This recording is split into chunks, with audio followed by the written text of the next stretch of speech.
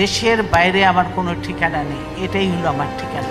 এই দেশের মাটি মানুষই আমার সবকিছু। 1981 থেকে 2025, গৃহবধূ থেকে লৌহমানবী এক রাষ্ট্রপ্রধান, যিনি দেশের প্রশ্নে ছিলেন আপোষহীন এক রাজনীতিবিদ। দীর্ঘ 44 বছরের রাজনৈতিক জীবনে চড়াই উতরাইয়ের মধ্য দিয়ে পথ চলাটা তার জন্য খুব সহজ ছিল না। ভারতের চোখে চোখ রেখে কথা বলতে গিয়ে বরাবরই ভারতীয় ষড়যন্ত্রের শিকার হতে হয়েছে দেশনেত্রী বেগম খালেদা জিয়াকে। আমরা সকলকে বন্ধু হিসাবে দেখতে চাই, কিন্তু কেউ যদি আমাদের বন্ধুর বেশে প্রভু হতে চায়, সেটা আমরা কখনো মেনে নেব না, মানতে দিব না। অবশেষে সেই ভারত বিরোধিতার কারণেই জীবন দিতে হলো আপোষহীন নেত্রীখ্যাত বেগম খালেদা জিয়াকে। 30 ডিসেম্বর হাসপাতালে চিকিৎসাধীন অবস্থায় যে খালেদা জিয়ার মৃত্যুর তারিখ লেখা হলো, এটা কোনো স্বাভাবিক মৃত্যু নয়, এটা একটা হত্যাকাণ্ড। খালেদা জিয়াকে হত্যার মিশন শুরু হয়েছিল 2001 সালে বিএনপি জোট সরকার ক্ষমতায় আসার পর থেকেই। একের পর এক জঙ্গি নাটক, দুর্নীতির অভিযোগ, 21শে আগস্ট গ্রেনেড হামলা সহ নানা ষড়যন্ত্রের ফাঁদে আটকানোর চেষ্টা করা হয় খালেদা জিয়াকে। এই গ্রেনেড কোথা থেকে এলো, কিভাবে ফুটলো, এবং এই জিনিসগুলি বিশেষভাবে তদন্ত হওয়া উচিত। খালেদা জিয়া এবং তার পরিবারকে গভীর খাদে নিক্ষেপের সবচেয়ে বড় অবদান ছিল কয়েকটি জাতীয় গণমাধ্যমের, যার নেতৃত্বে ছিল প্রথম আলো এবং ডেইলি স্টার।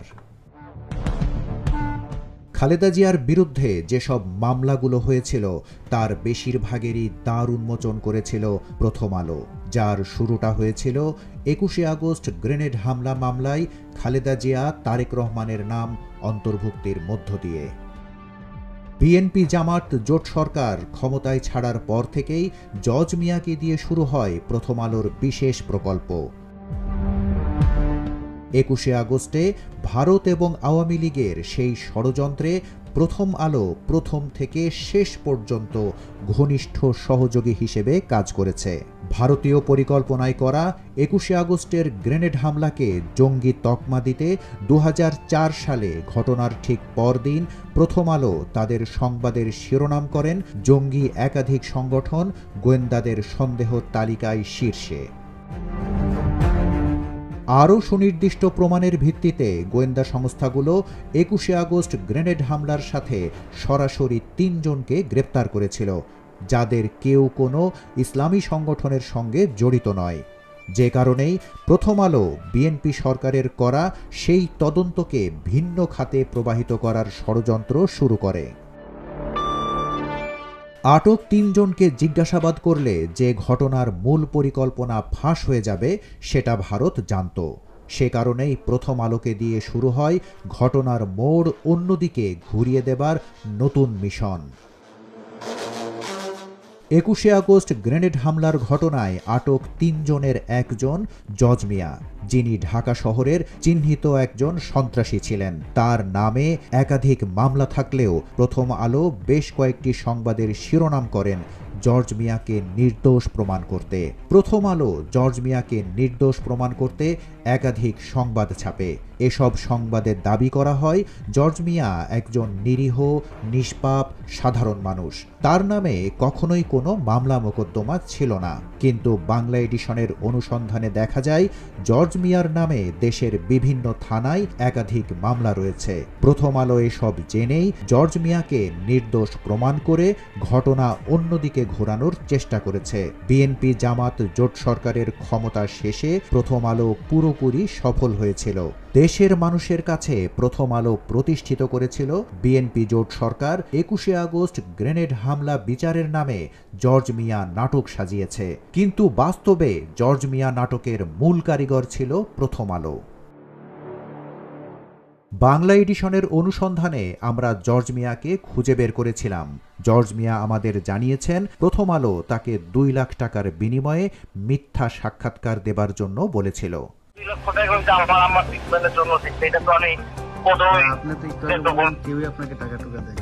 প্রথম আলোর সাজানো জজ মিয়া নাটকেই তছনছ হয়ে গিয়েছে অনেক নিরীহ মানুষের জীবন। মুফতি হান্নানের মতো একজন সহজ সরল আলিমকে বানানো হয়েছিল বিরাট জঙ্গি, অবশেষে ফাঁসিও হয়েছে তার। প্রথম আলো যখন যেই সংবাদ করত সেই সংবাদের প্রেক্ষিতেই ব্যবস্থা নিয়েছে ভারত নিয়ন্ত্রিত আওয়ামী লীগ সরকার। জজ মিয়ার মিথ্যা বক্তব্য নিয়ে প্রথম আলো সংবাদ প্রকাশের পর তদন্তে নতুন আসামিদের যুক্ত করা হয়, সেখানেও প্রথম আলোর পরিকল্পনা বাস্তবায়ন করা হয়েছে। 2010 সালের 21শে আগস্ট প্রথমে তারেক রহমানকে গ্রেনেড হামলা মামলার আসামি করার উস্কানি দেয় প্রথম আলো। কোন রকম তথ্য প্রমাণ ছাড়াই প্রথম আলো সংবাদ করে বাবুর আসামি হচ্ছেন সন্দেহে তারেক।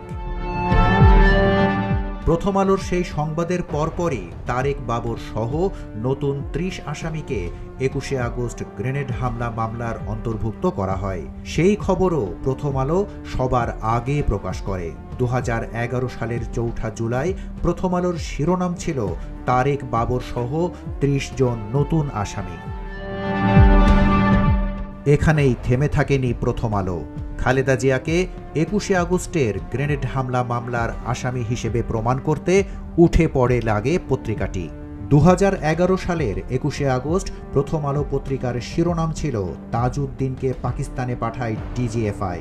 এটা খালেদা জিয়া জানতেন। তারেক রহমানের পর খালেদা জিয়াকে গ্রেনেড হামলা মামলার আসামি করতেই প্রথম আলোর এই চক্রান্ত। জঙ্গি কার্যক্রম পরিচালনা করার আজগুবি প্রকল্পে নাকি সৌদি, কুয়েত এবং পাকিস্তান খালেদা জিয়াকে 300 কোটি টাকার ফান্ড দিয়েছিল। বসুন্ধরা থেকে খালেদা জিয়ার চাঁদাবাজির আজগুবি গল্পের মূল হোতাও এই প্রথম আলো। একইভাবে বিভিন্ন গুরুতর মামলায় খালেদা জিয়াকে আসামি করতে বরাবরই নেতৃত্ব দিয়েছে প্রথম আলো। পিলখানা হত্যাকাণ্ডের সাথেও খালেদা জিয়া এবং তারেক রহমানকে নিয়ে সূক্ষ্ম ষড়যন্ত্রে নেমেছিল প্রথম আলো। খালেদা জিয়া এবং তারেক রহমানকে পিলখানা হত্যাকাণ্ডের সাথে জড়াতে প্রথম আলো 2016 সালের 11 জানুয়ারি শিরোনাম করে বিডিআর বিদ্রোহের দিন খালেদাকে বাড়ি ছাড়তে বলেন তারেক। অর্থাৎ প্রথম আলো প্রমাণ করতে চেয়েছেন পিলখানা হত্যাকাণ্ডের ঘটনার কথা খালেদা জিয়া এবং তারেক রহমান আগে থেকেই জানতেন। একইভাবে জিয়া অরফানেজ ট্রাস্ট মামলা সহ বিভিন্ন মামলায় খালেদা জিয়াকে জড়ানোর মূল ভূমিকা পালন করেছে প্রথম আলো।